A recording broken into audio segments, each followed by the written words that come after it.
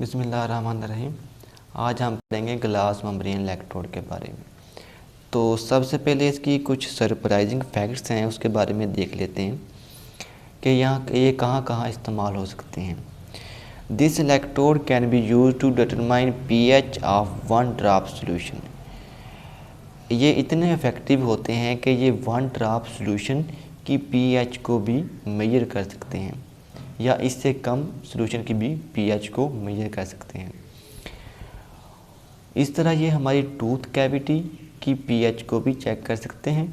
अगर हमारे दांत की pH 5 से कम हो जाए तो हमारे दांत जो है वो टूटना स्टार्ट हो जाते हैं, जो कि बहुत ही नुकसानदेह अमल है।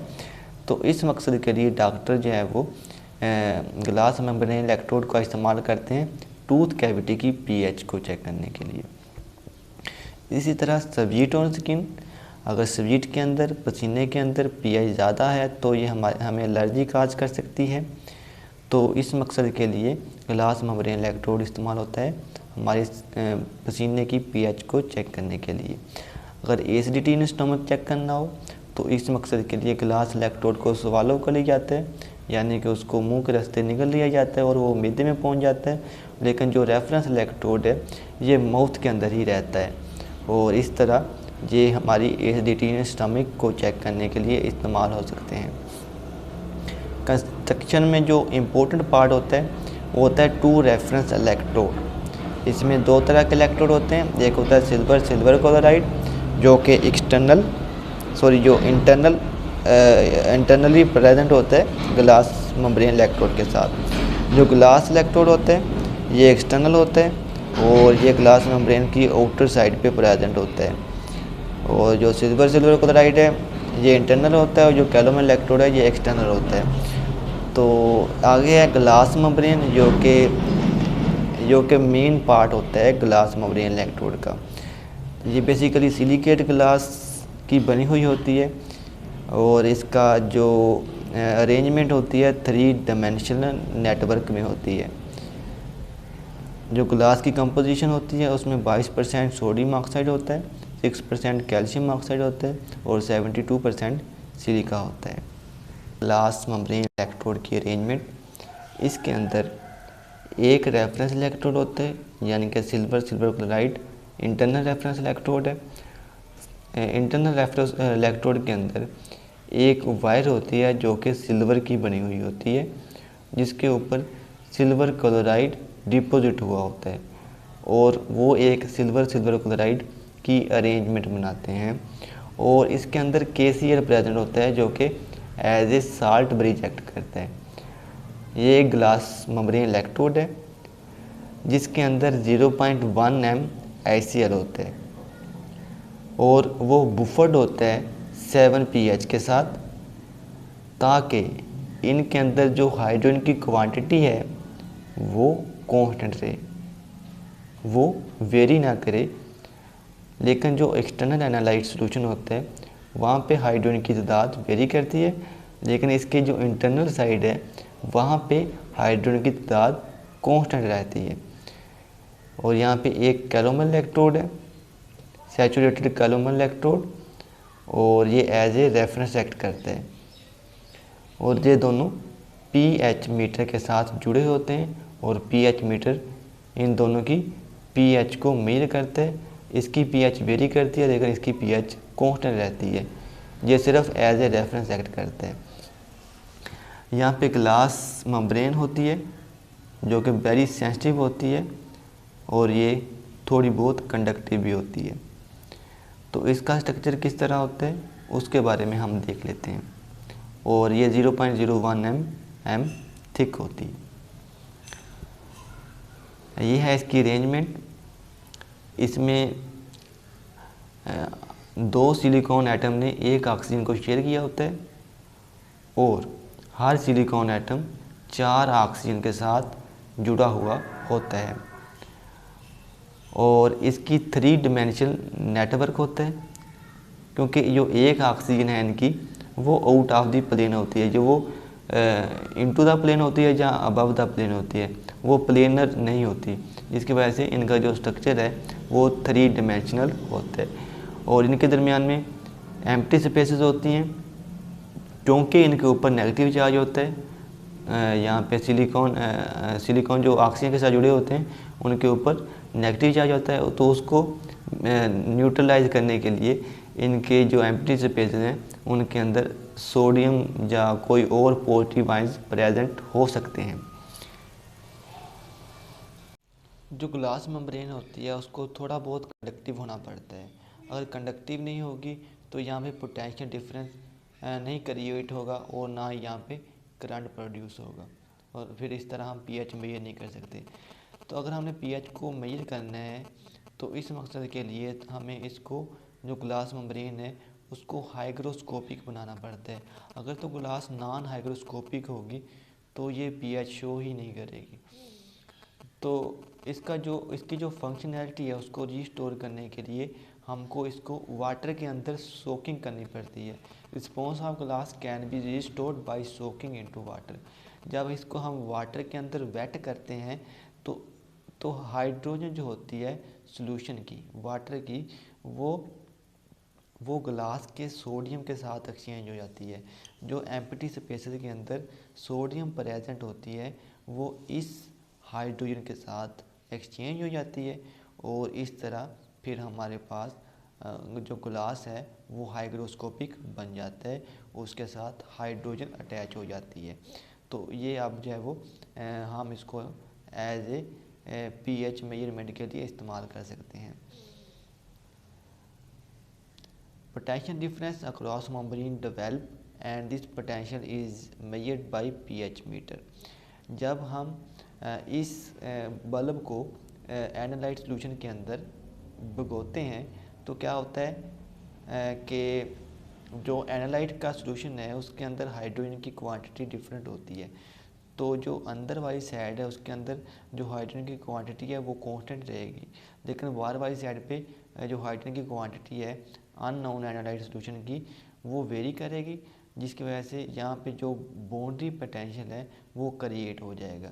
तो जब पोटेंशियल क्रिएट हो जाएगा पोटेंशियल डिफरेंस की वजह से, तो यहाँ पे मामूली सा करंट पैदा होएगा, बहुत ही मामूली सा करंट पैदा होएगा, जो कि पीएच मीटर के साथ जिसको हम मेजर कर सकते हैं।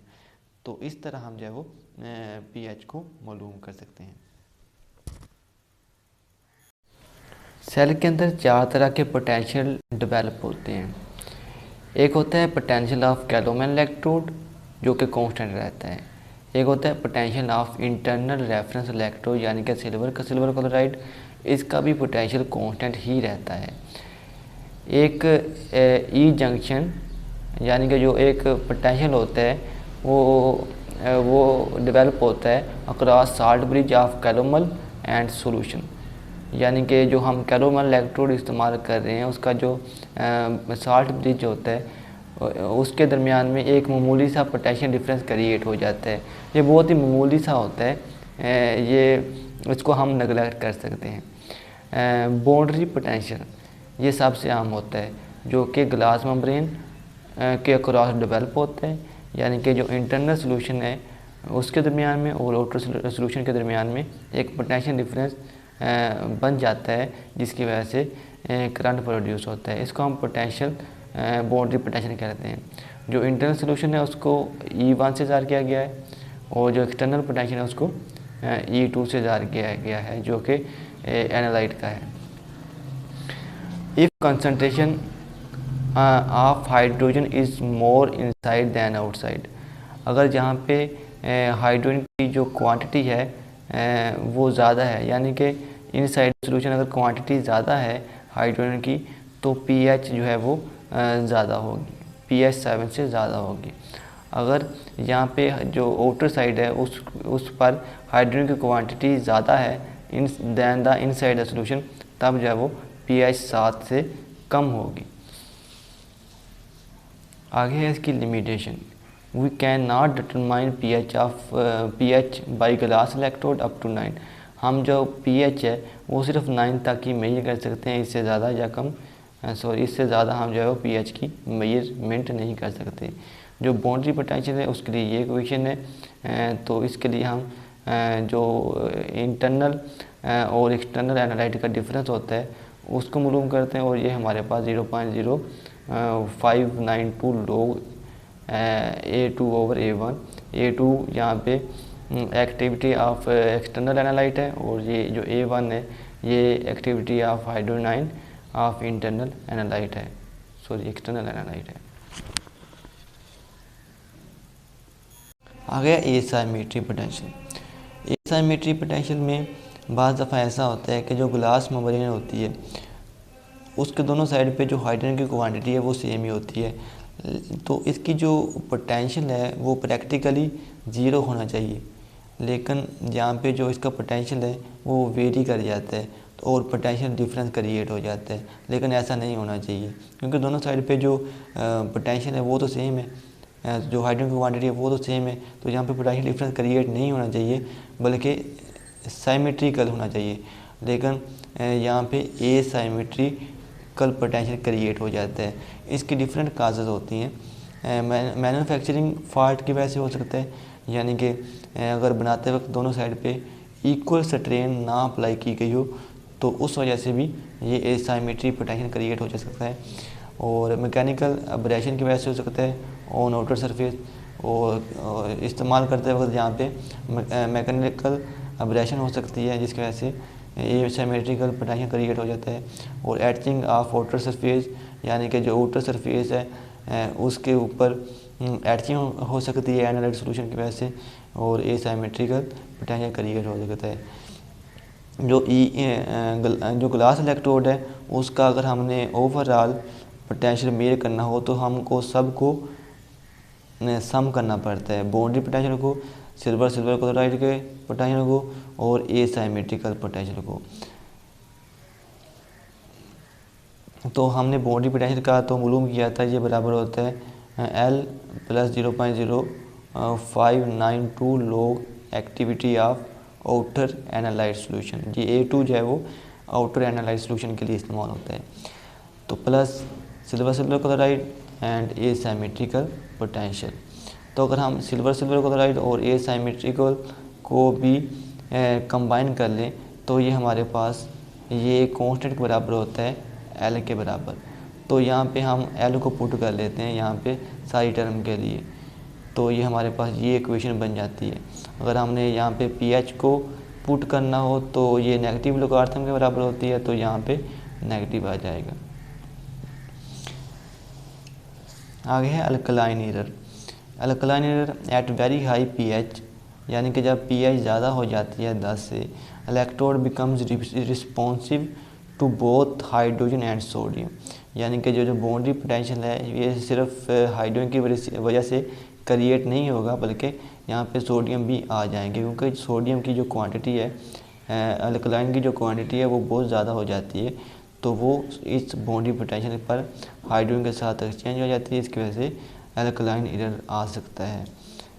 pH remain lower than actual, यानी कि जो pH होती है एक्चुअल जो pH होती है वो उससे कम होते हैं। pH remain lower than actual, जब हम pH चेक करते हैं जो रीड करते हैं वो ट्रू वैल्यू से कम होती है।